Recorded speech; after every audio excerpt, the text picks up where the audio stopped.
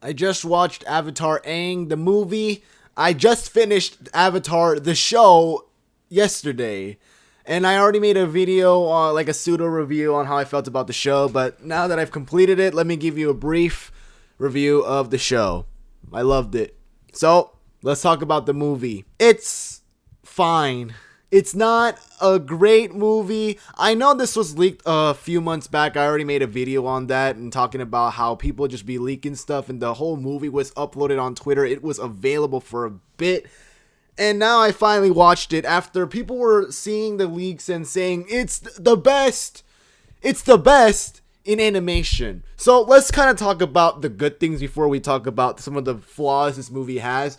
The animation is a complete upgrade, but that's not really a surprise because the show is like 20 years old. You would hope that the animation improves, and not that the animation was like bad or anything. It was fine for when it came out. But here, everything seems more fluid, kind of like they still kind of keep that same old style where it's not completely smooth and fluid, but it's smoother. And some of the visuals here, like when they like do some world building and visit new like areas here, it looks amazing. Like the air temple, for example, it looks better.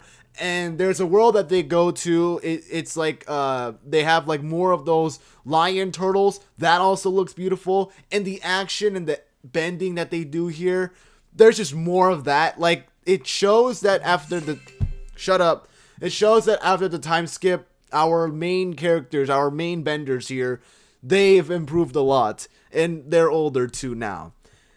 But let's talk about some of the things I don't like. And I feel like the main thing that this movie does bad in is it kind of recycles things we have seen explored in the show. So spoiler alert. Our main villain here, Taga, or I should probably tell you what this movie is even about, anyways. So, right, this takes like a decade or something after the show ended. Here we see that Aang and Katara and everyone, they are rebuilding this paradise city. I forgot exactly what, but basically it's where all four nations can come together and live in peace, and they want to rebuild the world where it once was, but to have more unity. All of that is going fine. Zuko's still doing his Fire Lord duties. Toph is still flexing on how she is the greatest earthbender in the world, in which she still is. Sokka is teaching some of the kids at the Water Tribe how to something. I forgot. He was just like showing him stuff. Like they're all like on their merry jolly way, and Aang, he wants to give in some nostalgia and visit the old air temple, and where he like explores these like antiques and whatever. There's like Gyatso. He's like, I miss him and whatnot. We have this group here, the side villains, the Denied, and they are useless in this movie. But before we go into that, let me just continue. The Denied are after this antique, and the antique is Sonam. It's Sonam. And Aang finds out that Sonam was a very, very old airbender avatar, in which she once possessed a staff that could give the airbender the ability to airbend to non-benders. So as he is going to find a staff, he finds a frozen character here, and that character is our main villain, Taga. He was an airbender who served Sonam, and now they are after the staff. You already can see the first piece that was recycled, an airbender found in ice. Not all the airbenders were wiped out. Here's another one. And for his backstory here, why he becomes the villain, I'm assuming you watched the movie, so I don't want to go too deep into it. Taga is after that staff because he wants to have an air empire, and because he wants to rid all the other nations, all the other elements should no longer be a thing, or at least the air people. Gosh, I don't know. I'm bad with movie reviews. I realize how flawed I am with these. That he wants to have his own air empire because when he was still alive and whatnot, he got attacked by the Earth people in whatever land he came from. But we learned later on that Sonam was, she actually trapped Taga in this like bubble thing because he wanted to take that staff and have power for himself and rule the world. So you can already see that there's some recycling here where it's not the Fire Nation that it was the bad guys that ruined someone's life. Here it's the Earth people. It's like kind of fine throughout, but by the time you get to the end where it's like the main final fight, it's like the action, it looks great, but it's just not something to be excited about. Like this isn't something like, revolutionary, like old good Avatar show stuff. Like it's not as amazing as the show. The movie overall is just fine. Oh, but the denied people. So like these non-benders, they, you don't learn much about them at least until like one of them like points out like, oh, remember when your family got wiped out, and the Avatar wasn't there to save you? And they regurgitate that a lot. Like the Avatar wasn't there. You ran away. And Aang is like going through this conflict again. Oh yeah, I did ran away. I failed everyone. It's all my fault. Like they recycle that a lot. Like that's like most of the dialogue that happens whenever the conflict occurs or when they are like discussing it. It's just Avatar, it's your fault. You ran away. And they attacked my people. And it just keeps going back and forth. Like they keep regurgitating that a lot here. But as I was saying about the denied, they are useless. They seem to be formidable when you see them ambush Aang, the Avatar here. They get beaten pretty easily at the very end when they kind of corner like Toph and Zuko and Katara. They get beaten by Sokka with this raggedy air bike. Gosh, I know I watched a movie like literally an hour ago, but it feels like I kind of forgot already. But it like they're just nothing really new that they add to the, like there's just nothing that they add to the story. If you remove them, I'm pretty sure nothing changes. So it's just underwhelming there.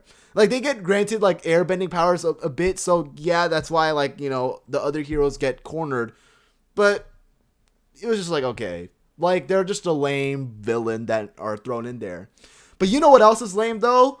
Zuko. He like I know that he's like grown, like he's not the fiery hot-headed character he once was. I understand that. Like I'll acknowledge everyone's like growth here and how they have matured into adults. But Zuko is very quiet. And maybe it's because they had Steven Yeun voice act him. So maybe they didn't have enough money to, have him speak a little more. But Zuko is just kind of like an NPC in this movie. He does some firebending action, but little to no dialogue. So I just kind of felt like, come on. Like Zuko is my favorite character. And to have him just say like maybe like 5 words throughout the whole movie. Oh, okay. Like, that sucks. That's lame. I also think that the movie does a poor job at is, well, you see, I know like this is like a kid's movie, like this is from a kid's show, and not every joke will like appeal to you, but there are some moments where the dialogue just kind of feels awkward and you're just kind of like yawning, like, oh, okay, like they try to be funny in some instances, like through one of like the old avatars, like Aang tries to connect with in the spirit world. It's just, I don't know, not really fun. Well, there was one good thing about the film that they did bring back, Cabbage Man. For some reason, whenever he shows up every once in a while, and he's always like, frick my cabbages, like that stuff, that was funny. But, I've kind of gone over the things I didn't like about the movie. Let's talk about some of the good things. I think Aang here has grown a lot. He is not the immature kid he once was, as you would hope, of course. He is a completely different person, but he still kind of has that persona in him where he does want to do things in peace and he doesn't want to do it in violence. Same way how, when he ended, the Fire Lord, it wasn't through death, it was through, peace. And even after when he got corrupted with that staff, because that staff has unlimited power, Aang, he still tries to resist and he breaks the staff and he stops Taga, without violence. Attempted, but he stops him. And I also think just seeing him like grow and just seeing him this in the movie in general, just like how he talks and whatever, he has really matured. Because I'm not gonna lie, there were some moments where Aang just kind of annoys me, but I get it. He was a kid, but here he's grown a lot, and I'm really proud that they have really done, good with his character work here. But everyone else is just kind of maybe the same. There's nothing much different. There's nothing different with like Katara, and Zuko talks way less. Toph, kind of the same. Sokka, kind of the same. But Aang is different. Really good. And now for the very ending, like the ending part is where, Aang, even though he couldn't like bring back the airbending people because he broke the staff, he's saying like we can't, heal the past or whatever by betraying our culture. He tries to preserve it by having these, I guess, non-benders. Like they go explore with him to find some antiques in the airbending temple. Like he's just trying to keep that culture alive, even though he is the last airbender. At the very end, they find that there is a grassy plain full of sky bisons. Appa's not alone anymore. I guess that's the one thing that is, I was like, oh, that's really cool.